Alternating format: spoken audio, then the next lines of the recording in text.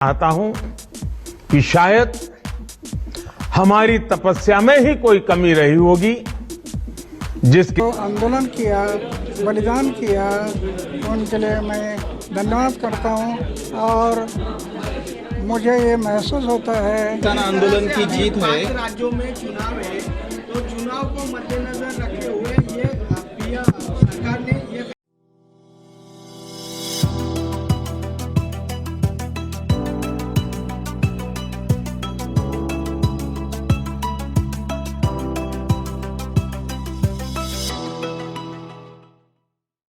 मैं आज देशवासियों से क्षमा मांगते हुए सच्चे मन से और पवित्र हृदय से कहना चाहता हूं कि शायद हमारी तपस्या में ही कोई कमी रही होगी जिसके कारण दिए के प्रकाश जैसा सत्य कुछ किसान भाइयों को हम समझा नहीं पाए।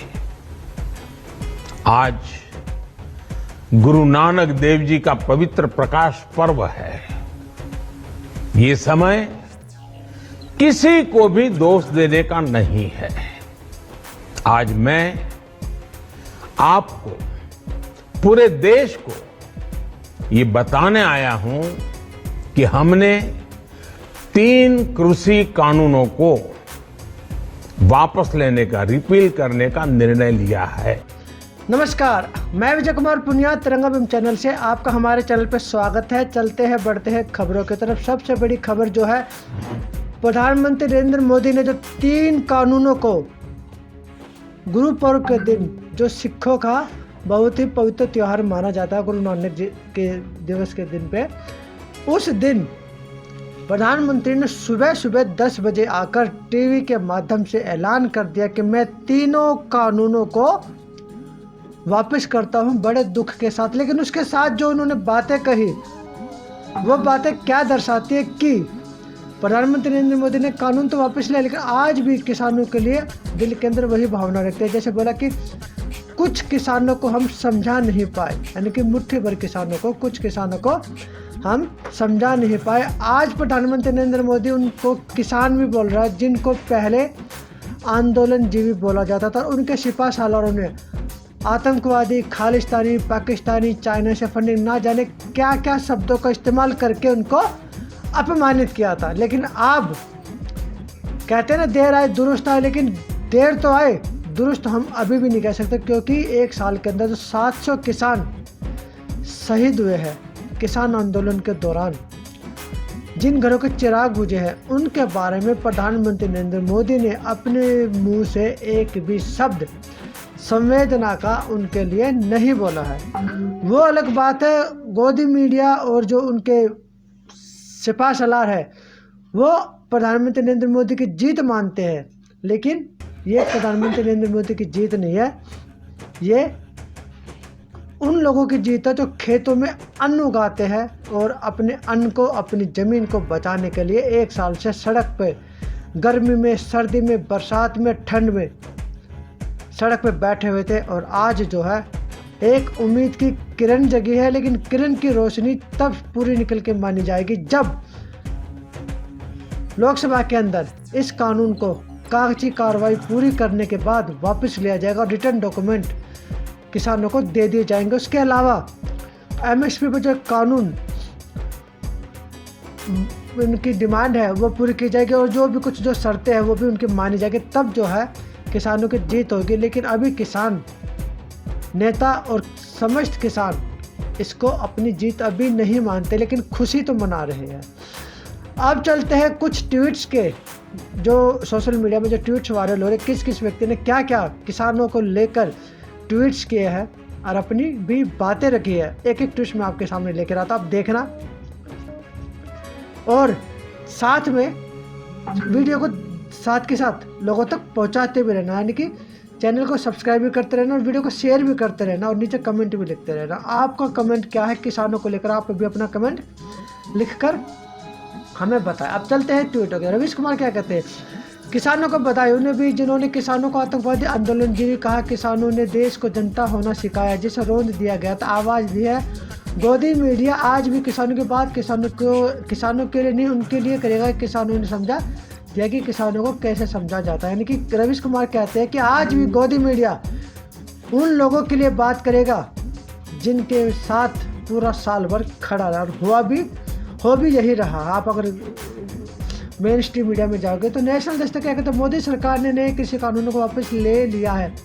इन कानूनों को वापस लेने की वजह आपको क्या लगती है, कमेंट करके बताएं। आप भी कमेंट करके बताएं। फोटो भी इन्होंने साथ में शेयर किया। प्रज्ञा मिश्रा क्या लिखती है, ये भी एक यूपी की एक पत्रकार है।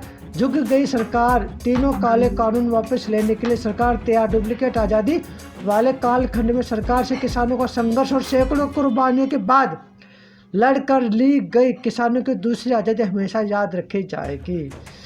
आगे है मीना कोतवाल क्या लिखती है, यह सिर्फ किसानों की नहीं बल्कि संपूर्ण लोकतंत्र की जीत है।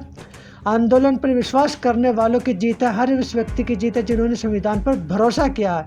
यह हार है उनकी जो नफरत को आधार बना हमारा हक अधिकार छीनना चाहते हैं, लोगों को गुलाम बनाना चाहते हैं। सभी आंदोलन जीवियों को बधाई। फोटो भी शेयर की इन्होंने। रवीश कुमार फिर दोबारा लिखते हैं, सिविल सोसाइटी को युद्ध का चौथा मोर्चा बताकर पुलिस को संगीन तानने की सीख देने वाली सरकारों के सामने आज किसान आंदोलन नाम की सिविल सोसाइटी की जीत हुई है।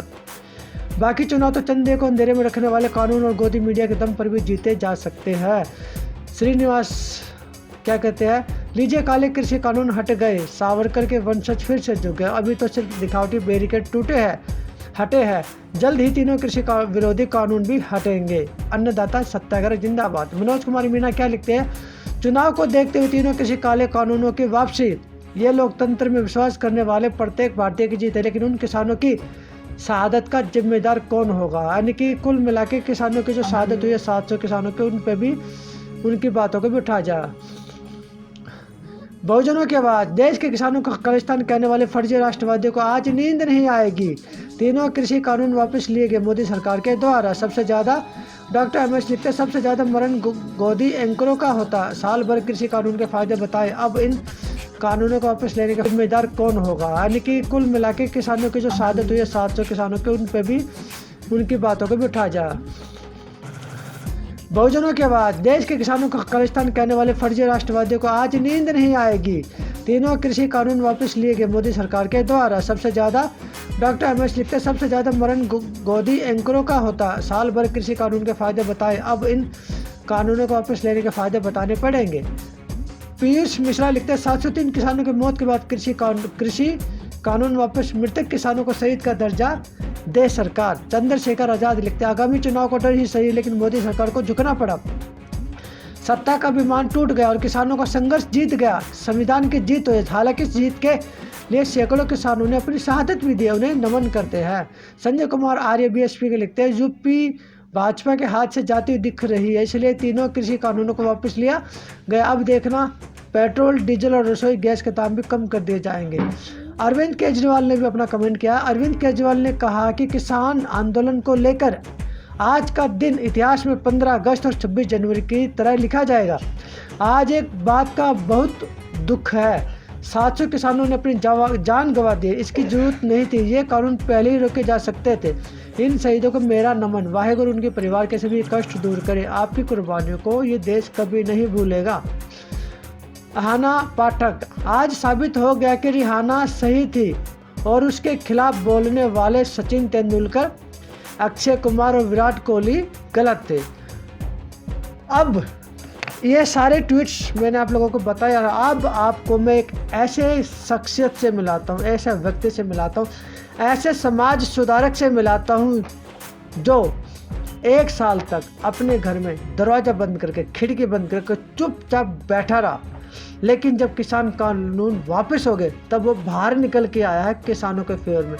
वो महान हस्ती है, विश्व विजेता जिसको आप बोल सकते हो, जो आज 2014 से पहले आंदोलन कर रहा था और भ्रष्टाचार को ख़त्म करने के लिए आंदोलन कर रहा था। वो महान हस्ती है अन्ना हजारे। आज किसान आंदोलन को 1 साल हो गया, पूरा देश एक साथ हो गया था, लेकिन भारतीय जनता पार्टी के सपोर्टर और किसानों के दुश्मन किसानों के साथ नहीं थे।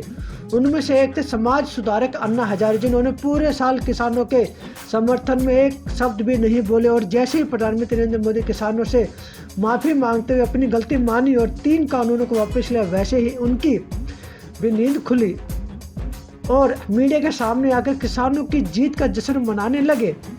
इस बात को लेकर जनता के बीच में गुस्सा जायज जनता मानती है कि अन्ना हजारे जब भारतीय जनता पार्टी के साथ खड़े, इसलिए किसानों के साथ नहीं खड़े दिखे।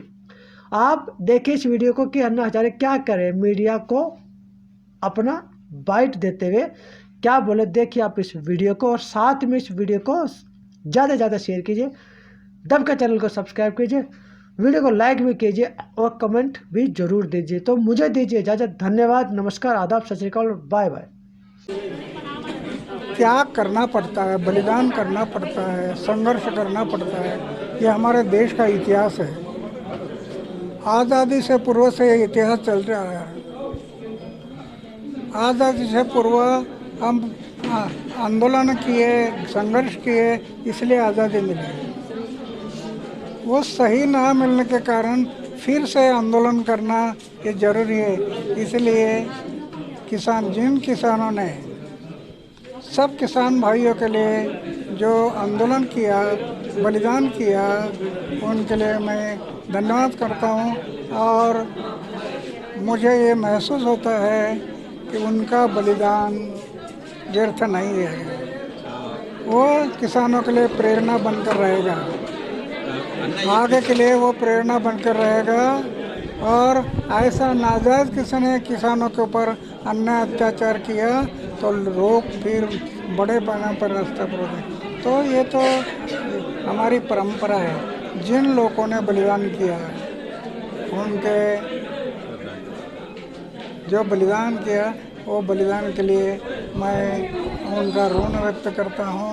और आपके बलिदान से आज ये निर्णय हो रहा है, ऐसे मैं मानता हूँ।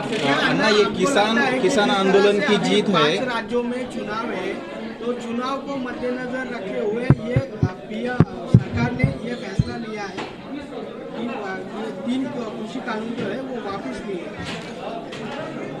आगे सरकार के ध्यान में क्या है हमें नहीं जानते। सरकार कब क्या निर्णय लेगी, क्या बोलेगी, इसका ये बोलना कठिन है।